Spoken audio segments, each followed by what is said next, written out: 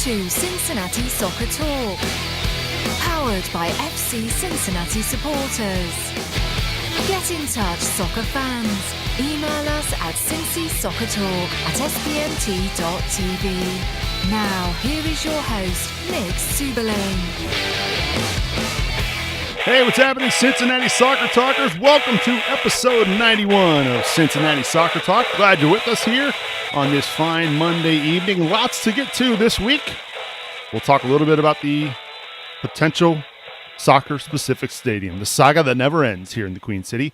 We're also going to talk about the newest player addition to the FC Cincinnati squad. And, of course, there was a big announcement today by the folks at FC Cincinnati regarding a kit sponsorship, and not for the league they currently play in. Of course, we want to hear from you. Feedback at CincinnatiSoccerTalk.com. Hit us up on the Twitter as well, at Cincy Soccer Talk. Let's welcome in my tag team partners for the week, my co-host extraordinaire, the one and only Boston Brazil. Boston, how are you, buddy? Doing good. Hey, I know you can't see it very well, but we've got my new 2019 Mercy Health MLS kit. I was fortunate enough to get my hands on one early. What do you guys think? It looks fantastic. I thought there were more diamonds on that, Boston. Well, I got the Chinese version. It's hard to find here in the States. So, Alibaba.com? Yeah, I think that's where I picked this up. AliExpress. Oh yeah. Did that ship over the Pacific, or how did it get here? Yeah. It had a rough voyage. Let's put it that way. And we're off to a flying start. Let's welcome in Griffin. Griffin, how are you, buddy? I'm good, Subes. Twice in 1 week, man. I don't know what to do with myself. You just can't get enough CST, man. Yeah, I know. And if you didn't notice, I got a new piece behind me here. Yeah, it looks fantastic. Why don't you tell the folks who are listening to the audio version what's there behind you? It's a nice. It's almost a fat head. It's a fat head of the one and only Brian Weigel.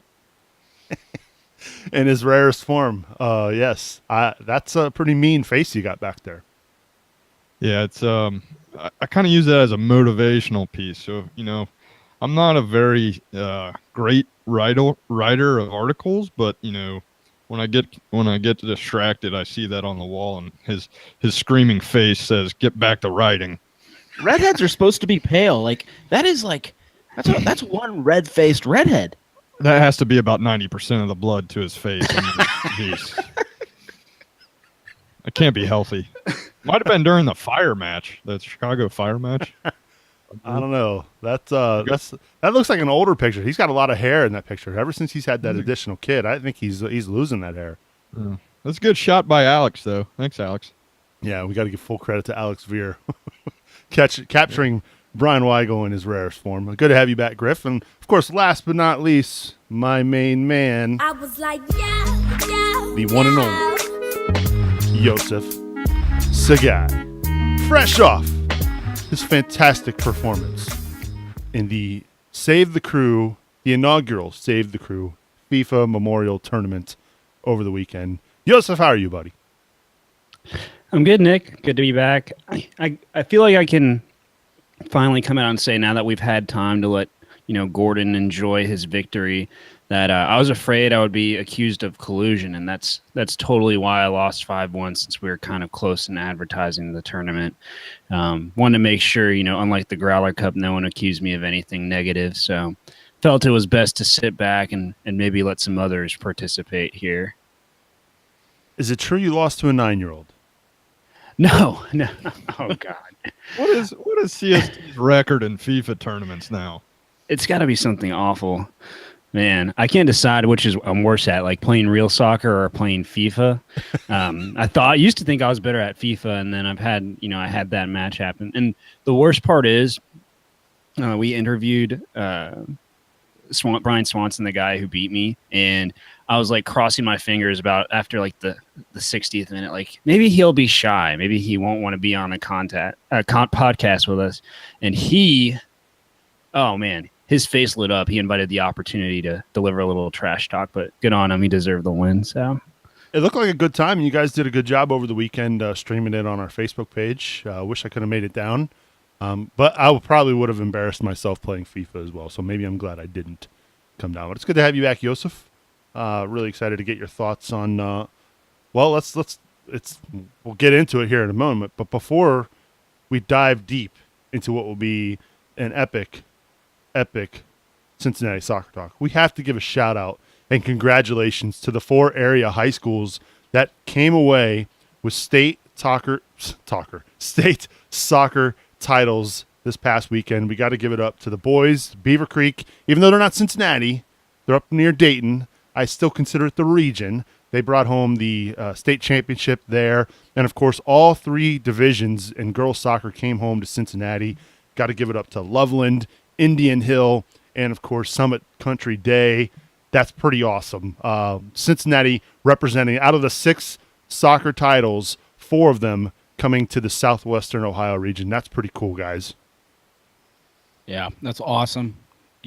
Everyone that participated, that's the first time it's ever happened in this entire region ever. I mean, just great on everybody out there. U.S. soccer capital. That's what I'm saying. The hotbed of soccer is here in the Queen City. So major props to those teams. Congratulations, and obviously certainly well-deserved. That's a lot of hard work and a lot went into it. And, of course, I'm a little disappointed that the Loveland Tigers knocked off the Perrysburg Yellow Jackets. Of course, for those of you who are new to the show, I currently reside in Perrysburg, Ohio. Notice how I said currently. No, I'm not. I reside in Loveland. But it was a good season by every team. So congrats to them. Make sure you check out, before we move on, make sure you go and check out our special podcast from last week, the Stadium Special, where we had a lot of folks calling with their input on where they want the stadium to be located, whether they liked Oakley, whether they don't like Oakley. And if you still have an opinion on the stadium and where it should go, now is your chance to chime in. Again, email us at feedback@cincinnati-soccertalk.com. Before we get into the newest addition to FC Cincinnati, as far as the players go, there was a pretty big announcement today by the club regarding a kit sponsorship deal, and Boston kind of alluded to it already with his cool little mock-up. I don't see any Latin numbers or letters on there, Boston. I know sometimes they do that on kits before, on like mock-ups, but tell the folks who are listening to the podcast what it is you're sporting there. Oh, FC Cincinnati today announced a 2019 MLS sponsor deal. So the provisions are a little bit iffy on whether we stay in USL or not, but it's worth, I guess, rumoredly, up to $5 million a year. It could go as long as 10 years. That's all a little bit of speculation, but it's safe to say it's one of the largest deals in MLS history if we make the bid. And it's a true sign of strength for our bid, especially going into the announcement in December. So Mercy Health is the kit sponsor for the MLS uniform. Is that dependent on the team getting the MLS bid, guys?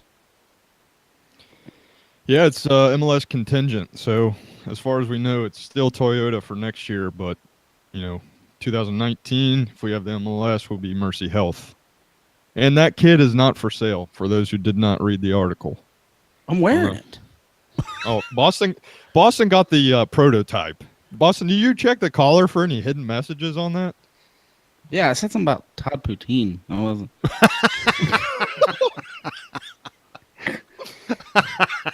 Portune, maybe. No, I think it was misspelled. This is the knockoff Chinese version. Oh, okay.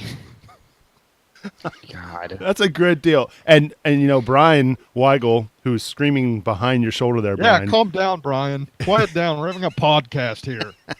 You made it a point and really wanted us to emphasize, and Joseph, you can comment on this, how important this kit sponsorship deal is. This could allow the club to sign some pretty significant designated players right away. Right. And I think more than even being a feather in your cap and saying we have one more thing checked off the list, it's going to be something that exactly you got to understand the direct financial benefit that we won't be looking for money to sign players, and who's to say that there was a need for that too. But that, depending on how the money's spent, that's at least one designated player, if not two. I mean, it depends on who you go for and how you want to strategize as far as how you spread the money out. But not only do we have one more thing checked off of our list, and we'll see what else gets checked off the list in the near future, but we have that money available, and that if things come to fruition, we can hit the ground running because we have that money to rely upon from Mercy Health.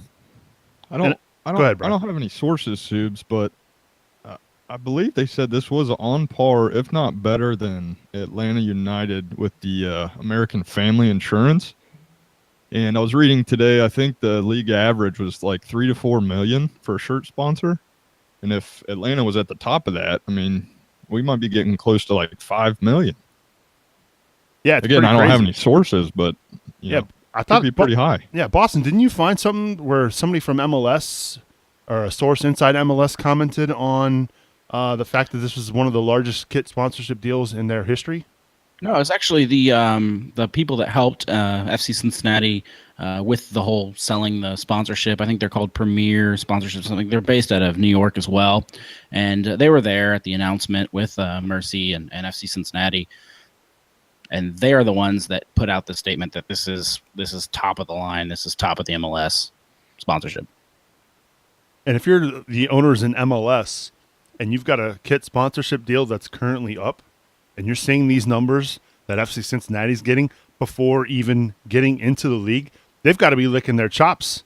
They got to be thinking, wow, they're able to get this kind of money before they're even in the league. Maybe this is a good thing that we need to get them into MLS. I think that's the whole plan, right? Is what does Nashville have? Okay, they've got a fairground site. What does FC Cincinnati have? Well, we have potentially 2 sites, one for sure as well. And then everybody's playing this game of one-up each other. And so FC Cincinnati is just taking over the news cycle now, and the ball's back in someone else's court until we make our next announcement. But you got to think about it this way, man. What's the difference between, there's a lot of differences, but the main difference that sticks out to me with Minnesota and Atlanta isn't the attendance that's really important. It's that the product on the field for Atlanta was incredible this year. I know they lost, but coming out of nowhere, whereas Minnesota maybe put a bit too much stock in their current roster, and they really didn't sign the players they needed to, and they struggled. They made some midseason runs to get like Ethan Finley and things of that nature, but knowing that, hey, we have in our pocket 2 DPs that we'll go out and sign, and we have no fear that we'll have trouble getting that done financially on top of whatever else the ownership is willing to put up. I think that can't be understated, because the product, at the end of the day, the product on the field is what's going to get people in seats. And whether or not, we hit the ground up year one playing really well or not, this enables us to at least have a chance to do so. And I know we've got a long ways before we're even broaching this subject, but at some point, I'm sure that Jeff Birding and Carl Leonard III are looking at options as far as maybe potentially a technical director, somebody that can come in and is a little bit more familiar with the international game. And I'm not saying that Alan Koch isn't, but if you could go get somebody who's got experience scouting the Premier League, scouting La Liga, Serie A, that sort of thing, maybe, or even somewhere down in South America. I'm pretty sure, correct me if I'm wrong, guys, didn't Atlanta United get somebody from Spurs to come over and kind of running the show down there? Yes, that is correct. Name slipping my mind, but yes, they did. So, that's just something to consider. I don't want to take away anything from what Jeff Birding and Alan Koch are doing, but, there's at some point they've got to take that next step, right? And Sure. Start to get, especially if they're going to be spending, let's face it, they're going to be investing a lot more money in these players. They need to make sure they're getting bang for their buck, no question about it. Well, I was reading this really cool blog this week. I think a guy named is it Brad? Yeah, Brad Weigel. He put out a piece about how FC Cincinnati needs to grow that front office in different positions they can take to build a very, very successful USL club transitioning into an MLS club. And yeah, if you haven't read it, the website's I think it's CincinnatiSoccerTalk.com. Yes, CincinnatiSoccerTalk.com. Yeah, Yep. you nailed it. Well done. Really good piece by Brad Weigel. Speaking of Brad, I think we need to get him behind your shoulder. Oh, wait, he's behind your shoulder, Griff. What we need Brad on the other side, like devil and angel or something. Which one would be which? I think you nailed it. Okay. Yeah, he's looking pretty angry over there. I need something to even it out here. We got to get Brad in his foot golf attire where he's super stressed out and serious during the event, and get that picture matching up Brian in the exact opposite situation where he's free and shouting at a soccer match. So actually, you know what you need to do? You need to get a picture of Brad fresh off like a $2.99 game when he's mad on that last roll of the ball. He doesn't get that strike, and he's stuck with a $2.99. I'd be that face would match the one next to Brian there. So. Yeah. And for those of you who don't know, Brad is apparently a great bowler, and we had no idea. We've been trying to pressure him into putting on a bowling podcast just so we can all watch and laugh. But moving on, let's talk about FC Cincinnati newest player. It was announced last week that, and I'm sure we're going to butcher this name quite a bit over the next few months, much like Danny Koenig. I feel like there's a 1,000 different pronunciations for these names. We're going to give it a shot. Dekel Kanan from Maccabi Haifa. I'm sure I butchered that name. He has signed. He's a 33-year-old center back. He's the captain, our former captain of that squad. Has some experience playing over in the UK. But this is a big deal signing for FC Cincinnati, getting an international player with a lot of experience, another captain that they have brought in this offseason. Now they brought in some former captains last offseason. Now they're doing it again this year. Not a whole lot to go on regarding the signing. He did play in the Israeli Premiership. I believe that's how you say that league. But from what we've seen from the highlight videos, this looks like a pretty solid signing, Griff. Yeah, I watched a couple minutes of highlights, and let me tell you, this guy, he lays out for the ball, man. I seen him clear some crosses with his head, dive in with his feet. I mean, he looks pretty intense, and supposedly a 2-year deal. So he's going to be around. Will be a good influence in the locker room. So I think it's a good signing. If he's getting kind of older, so maybe towards the end of his deal, he might not play a whole 90, but he'll be a good mentor for some younger talent. The thing I really like about him, and it's something I liked a bit more out of Barry and Delbridge this season, is we saw their success on set-piece goals, and they produced a bit more than we had saw last year. I mean, not even like withstanding Harry taking that rip from outside the box, but one thing when the last year, this player got a meaningful minutes.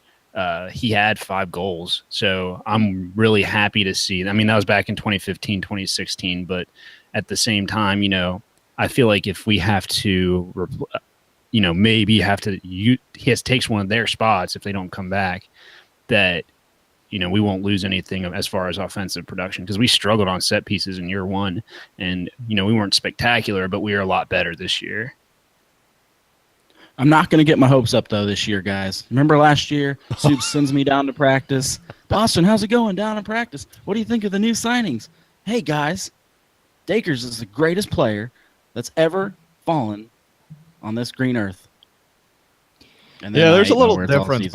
There's a little difference between going 99 miles down I-71 and going to Israel and getting a player, though. So maybe we can extend your contract for scouting, Boston. All right, but I'm going to play devil's advocate just before our Soup send me to practice again this year and I fall in love again. He's 33 years old. Does that scare any of you guys? I would say no, it doesn't scare me. I think he's the kind of guy that's going to provide some leadership. He's going to provide an education. I think he's going to give a guy like Sem DeVitt He's going to learn from this guy. You talk about loads and loads of experience. Right now, that's really something that this team lacks. With now that I think Nicholson has left the building, that experience, that knowledge base really has gone away. Now Hoyt is still there, but he's not really a center back by trade. So I think this is where he's going to come in and he's going to benefit. And if a guy like Delbridge is back, he's going to benefit from this as well. But 33, yes, it's older, but I'm not concerned about that. Based on what I've seen in the video, the guy looks like he can play. I mean, it's not 33 at left wing or something. It's 33 at center back. And, I know I brought up offense as well, but at the end of the day, what we want is somebody who can just hold down the fort for us in the back line. And that's their primary job. And I think the drop off with age, as far as that position, it's probably the least one that physically, you have to be mentally strong and tough rather than physically. Of course, being physically capable is important, but I'm less worried about his age specifically because of the position he plays. So what do you guys think this means for guys like Barry and Delbridge? I would like to see him paired up with Delbridge. Delbridge's future's uncertain right now, but I think that'd be a pretty lethal duo in the back with Delbridge and Kanan or whatever, Canine. How are you saying this, Subes? I said Kanan, but I could be way wrong. It's probably Keenan or Kynan. I could see Kynan. Kynan, yeah. Delbridge and Kynan. That'd be pretty lethal. But let me make another opinion here. Let's get some help for Corbin and Kenny so that we don't have to rely on those last second tackles by Delbridge and Kynan. That's what I would like to see. Some midfield help. Yeah, I'm with you there. They're definitely going to need some reinforcements there at midfield. Give Kenny and Corbin a little bit of a breather because they did play a lot of minutes last year. And the Open Cup run certainly didn't help their cause. It helped the brand of FC Cincinnati, but guys like Bone and Walker played a lot of minutes, and it certainly showed down the stretch towards the end of the year. So it's good news. And what's even more cool is the fact that an international player from as far away as Israel is recognizing the potential here. This is a guy who trialed last year with Minnesota United, had a chance to be on the MLS squad for whatever reason. They chose to pass. And now he has a chance to latch on with FC Cincinnati, and who knows, maybe he's going to be an MLS player in 2019 potentially, or at least 2020, hopefully, depending on this announcement next month from the league office. So really exciting that he's going to be joining us, and it's really cool to see that these soccer players globally are taking an interest in FC Cincinnati. So good stuff there. And, of course, if you want more information about the newest signing of Dekel Kynan, make sure you log on to our website. What's that website again, Boston? I believe it's CincinnatiSoccerTalk.com. Checked it out one time. It's all right. You nailed it. Well done. So, yeah, make sure you check it out. We did a good write-up this week. Again, CincinnatiSoccerTalk.com. All right, before we move on, it's that time of the show where I give a big shout-out and thanks to our massive supporters. If you want to support the show, you can by going to CincinnatiSoccerTalk.com/support.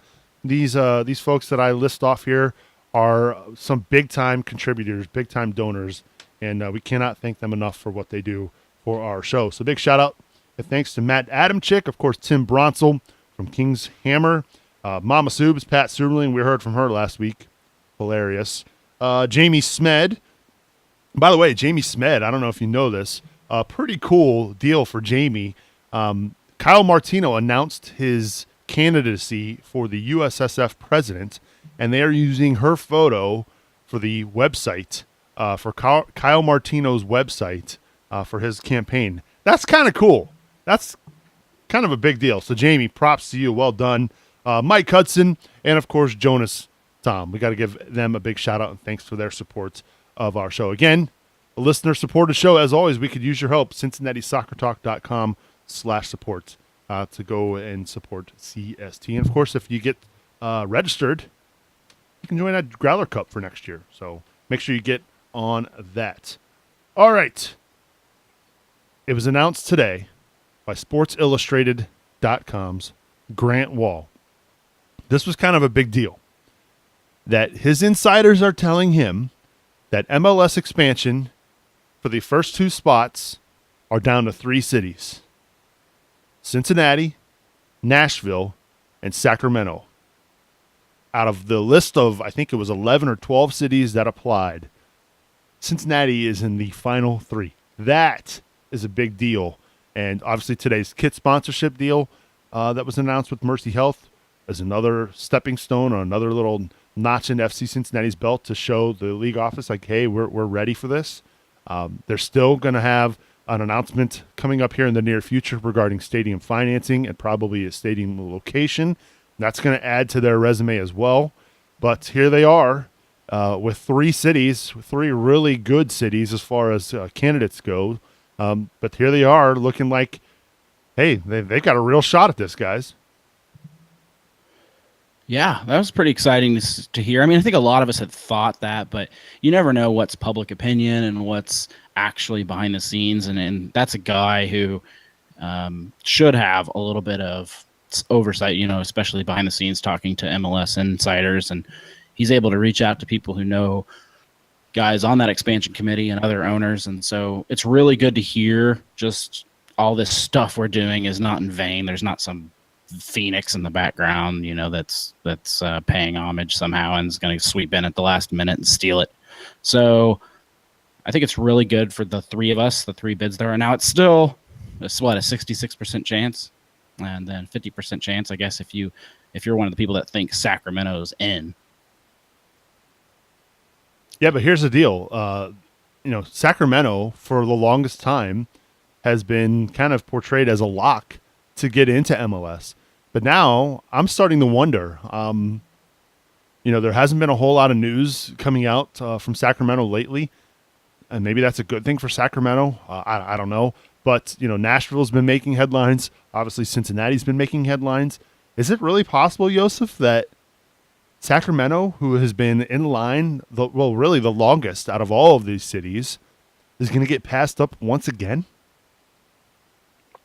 I mean, it's like we're moving from the point where I never ever thought that sentence would come out of your mouth, like that they had always been understood as the one in the next spot, but at the same time, I don't think they're out. And if I had to put my money on one team, I want to say it would be FCC, but I think it's Sacramento for sure. But I mean, as we alluded to earlier, there's something to be said for keeping your name hot.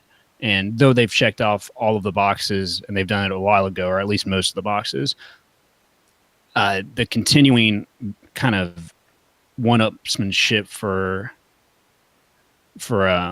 FCC and Nashville, while, hey, we're basically competing against each other, it's putting both teams in the national spotlight, whereas Sacramento, which once was this darling that had a fan base, had a stadium plan, had continuity of soccer. Now we're having a bit more to be seen in the spotlight, and it's never good to be an afterthought, even if you are in first place, I guess, or first place, whatever you want to call it. Larry on Facebook said, "I just don't see how Sac Republic could be out. They have been brewing for a while now." Griff, you think that's true?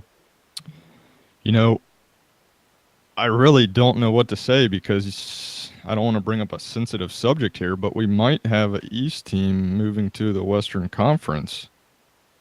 So what does that mean for Sacramento? What does that mean for Nashville and Cincinnati? How is the MLS going to align these teams up, especially if we have a team switching conferences? You're talking about St. Louis, right? That's the only team I know. Man, that was loaded. He went there. Wow. Yeah, I mean, I guess that's possible with that team up north. Potentially, it's starting to look more and more like it. That they're going to be moving to Austin, and yeah, that's probably going to be a West Conference team. So yeah, I mean that really, I think, not only does it hurt San Antonio, I think it does hurt Sacramento if you're adding another team to the Western Conference. So yeah, that's a good point, Griff. Am I getting my numbers right here? Because you have LAFC, you'd have yellow going to Austin, and then you would have Cincinnati and Nashville joining the East. I mean, does that? Don't forget about Miami whenever that happens. Okay. Well, I mean, I don't know. You can't. I mean, we're playing too big of a game of what ifs here. I don't even think the MLS on December whatever day they're announcing, is it 14th? And I don't think that they 19th. Yeah, I don't think they'll know honestly what in the world's going on with Columbus at that point.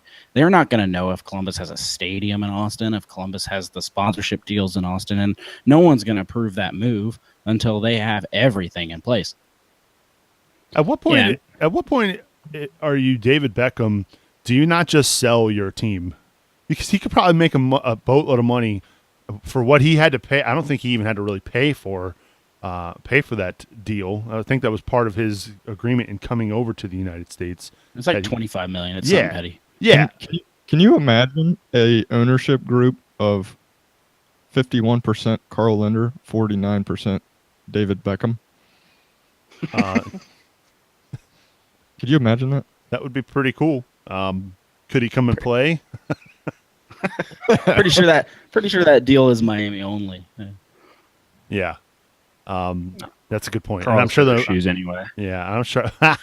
I'm sure the league would say, no, that's not happening. But yeah, that's a good point, Boston. So we'll see. We're going to find out here. Supposedly it's supposed to be December 14th. Knowing that it's probably going to be around mid-December. They're supposed to have meetings in the next few weeks with the Board of Governors and the expansion committee. So stay tuned here to Cincinnati Soccer Talk. We will certainly be keeping you up to date on all things MLS expansion, or as Boston likes to say, MSL expansion, here on our website, CincinnatiSoccerTalk.com. We did get an interesting comment, question here from Sam Castile. He's asking, what positions do you guys feel we should prioritize for our signings / scouting? And I think we kind of hit the nail on the head already there. We've got to address the midfield, right, Griff? Yeah, but GB's gone. We can't really rely on Danny 100% there. But I think midfield and strikers are going to be our next priority. Yeah, we got another defender, and we'll need more defenders, obviously, especially if Barry and Harrison are gone.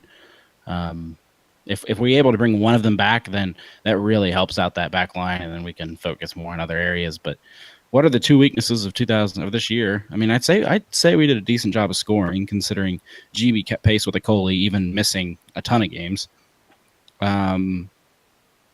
Hopefully, we don't make red card trouble. What? Who's between the posts? Oh yeah, that's a problem, right? We can't leave that open. Ben Knapp. We'll put our own Ben Knapp back there. Yeah. He'll go from selling mattresses to goalie overnight. It'd be like a ESPN 30 for 30 success story. Oh God, man. No. I just think last time we spoke about this, there's a lot more up in the air. Roster's getting filled out. That's one caveat, man.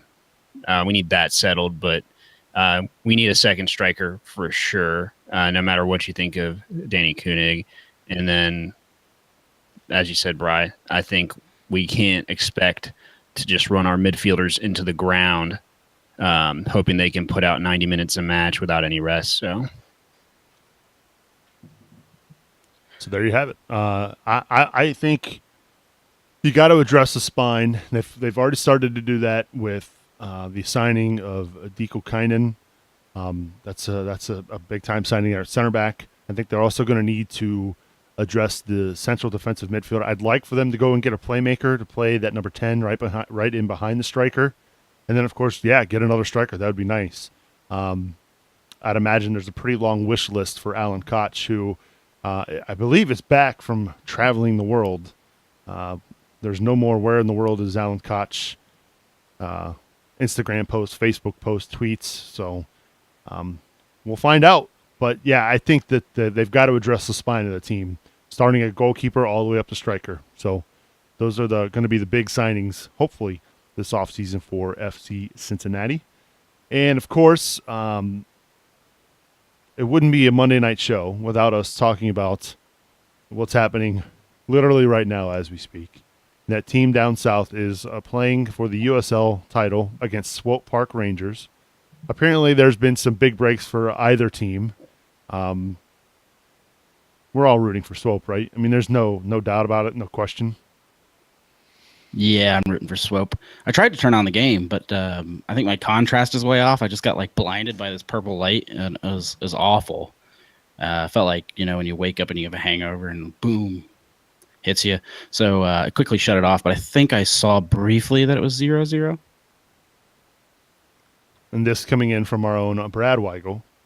He says Ownby keeps going down in the box every chance he gets. So without seeing it, I don't want to comment, but it's probably that new grass they put in. That fancy new grass they put on the pitcher's mound. How about that?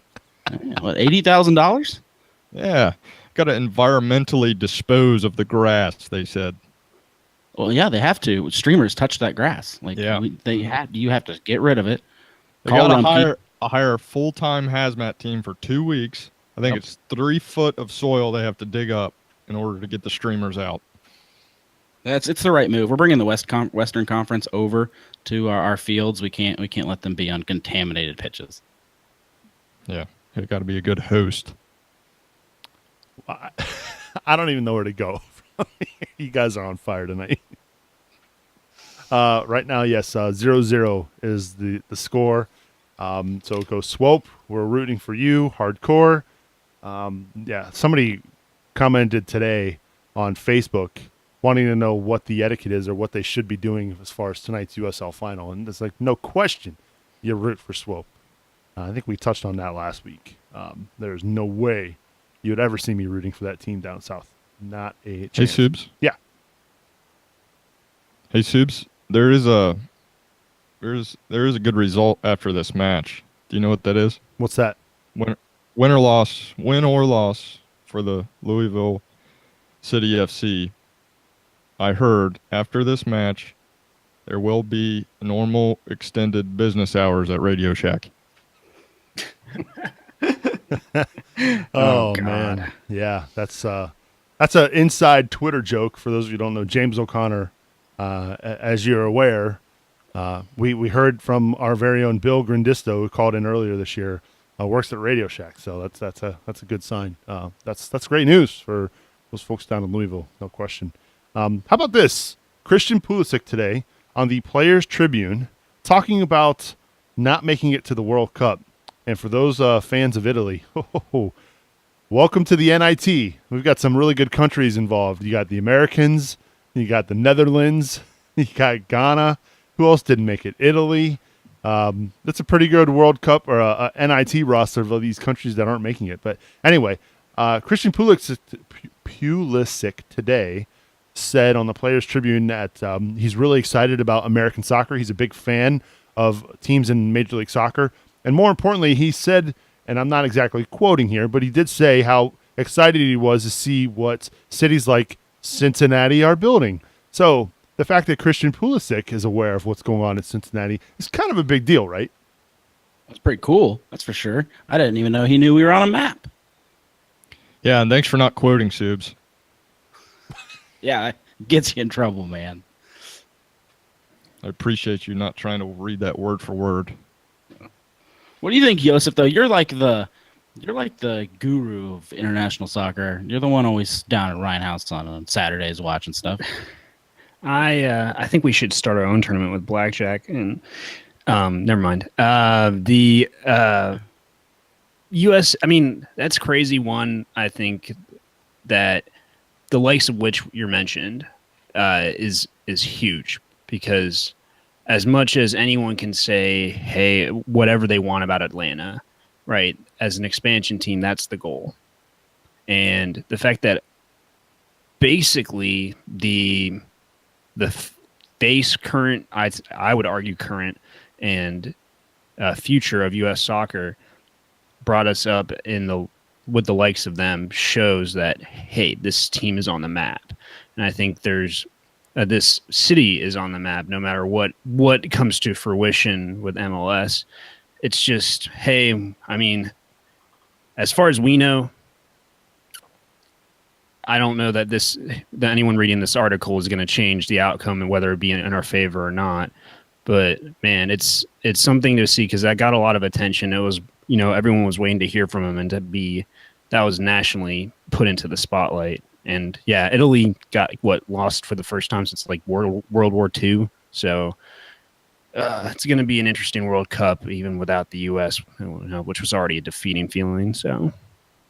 Yeah, 1958 was the last time that Italy did not make it to the World Cup. So that's pretty crazy. And so, yeah, the United States in some pretty rare company this year as far as the World Cup goes. So good stuff there, Yosef. All right, I think it's time we begin to wrap things up, provided we don't have any more technical glitches, because I think I may have lost the guys. Let's see if I can get them. No, you're still here. But somehow the window that we were using is gone. Interesting. Okay. So you're still here, Boston. But we can't see Yeah, don't worry about it. We're all here. Oh, I can see. I can see everybody. All right. You're So blind. as we begin to wrap things up, I want to give a big shout out and thanks. We had this show honestly would not be possible without the help of Fumi Kimura, who is the media relations director for FC Cincinnati. Every time we ask for a player, she does her best to make sure they get on the show. Every request, every press pass, every media credential, she has been a huge help in the success of Cincinnati Soccer Talk. And she kind of announced today that she was going to be leaving FC Cincinnati and moving to be with her husband in Pittsburgh. And so I think from all of us here at Cincinnati Soccer Talk, Fumi, we cannot thank you enough for everything you've done for our site and for helping us grow our podcast. Thank you so much. And we wish you nothing but the best of luck in your future endeavors. You served FC Cincinnati very well, and you will be sorely missed. I can tell you that for sure. And so thank you very much for everything. On that note, it's time we begin to wrap things up. I'll start with you, Boston Brazil.